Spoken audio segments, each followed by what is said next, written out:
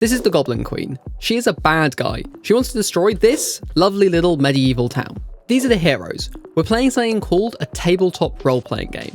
It's like an RPG, similar to Skyrim, but instead of playing on the computer, we play it around a table, chatting to each other. But like movies, there are many genres of these kind of games, and nerds like me can spend hours arguing about which one is best. Have you ever tried asking a nerd which is better, Star Wars or Star Trek? Today, I'm testing two TTRPGs, Draw Steel and D&D. My plan is to show you how the systems are similar, how they're different, and how you can kind of compare them by running a combat. Don't worry, if you're brand new to the hobby, I'm going to explain everything you need to know to understand these systems. You don't have to know anything going into this video. And if you watch the entire thing, you should have a basic understanding of both systems, so you can pick if you want to try out the game, you can find someone running one or the other. At the start of combat in most TTRPGs, the players and the game master need to decide in what order the heroes and the monsters go. This is called initiative.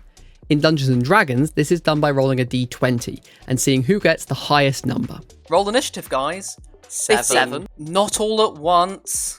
In Dungeons & Dragons, every player rolls initiative individually.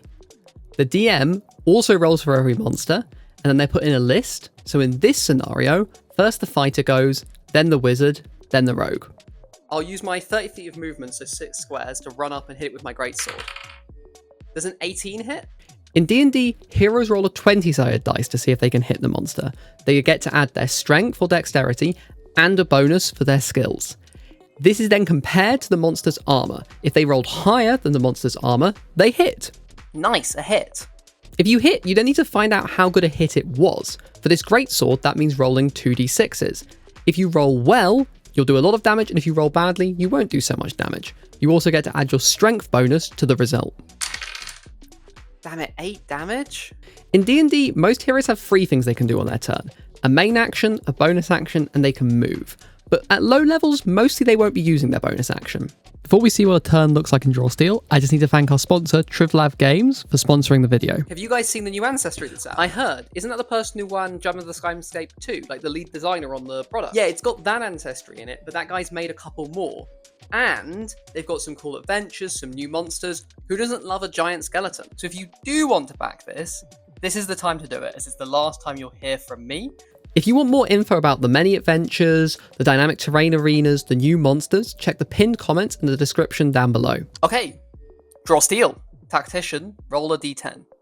In Draw Steel, one player at the table rolls a 10-sided dice. If it's a 6 or higher, the players go first, and if it's a 5 or lower, the monsters go first.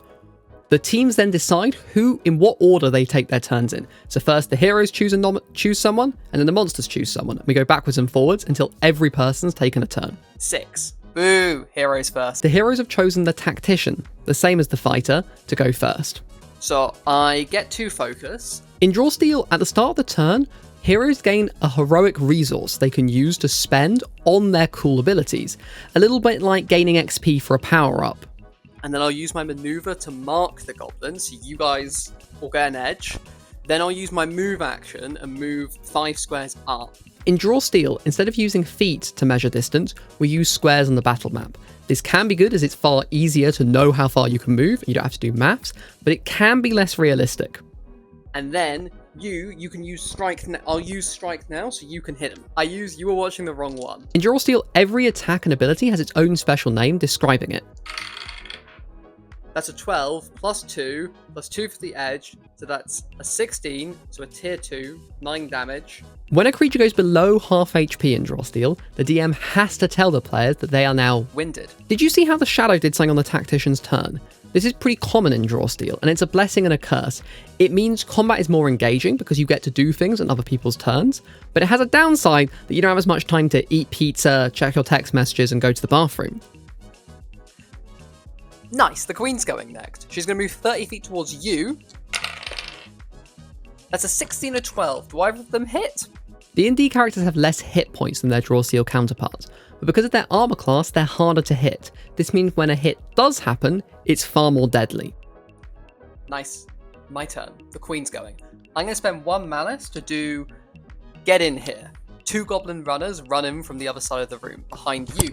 In Draw Steel, the heroes aren't the only ones with a resource to spend. The director also gets something. It's called Malice.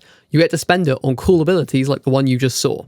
In D&D, when things are going badly, the heroes have to turn to their magic items they've been collecting across their adventures. I'm super low, guys. I think I'm gonna have to drink a healing potion. That is our last one. They're pretty rare. You can only find them going on adventures like this, so they're a finite resource. Do you still have that spell scroll we got? Yes! Hands of Hadar on her ass. Spell scrolls are very powerful. A wizard writes a spell on them, and then pretty much anyone can cast them, if they roll high enough. Sadly for me, with that strike, you kill the Goblin Queen. Every spell in D&D has a unique name.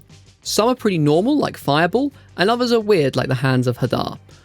Typically, the weirder the name of the spell, the better the spell is. The nerds will get very mad at me for that one. A lot of the time, combat is defined by these very small margins. One roll here, one roll there. And that's why heroes save up so many magic items. It's really important that they have something at their disposal to alter those moments when they can't win any other way. I crit. That means I get another turn.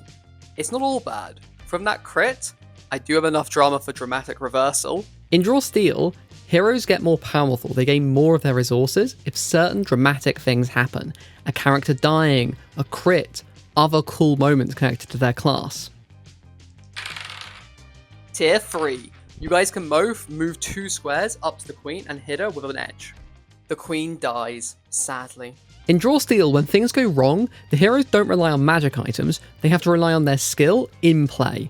They have to make use of the different abilities all their characters have and use them in unique combinations to kind of defeat the enemy as best they can. It's very different to that idea of hoarding magic items and then using them. You've slowly built up as the combat has gone on. You're getting more powerful as these dramatic moments happen and each of the turns you have until you can work out how to defeat the enemy with the tactic you come up with. D&D and Draw Steel are very different games. There's no correct answer. There's no one you have to play. Some people find D&D really enjoyable. Some find Draw Steel really enjoyable. Others find different games enjoyable that don't share any of these ideas. The point of this video isn't to say one is better or worse, it's simply to point out their differences, what makes each of them kind of unique. So if you enjoyed this one and want to see what it's like from the director's perspective, check out this video. If you want to make your own adventure after watching this, check out the one above that. And if neither of those sound good, YouTube probably knows you better than I do, so it's going to recommend you one over here. You don't need to stick around any longer. There's no secret bonus video.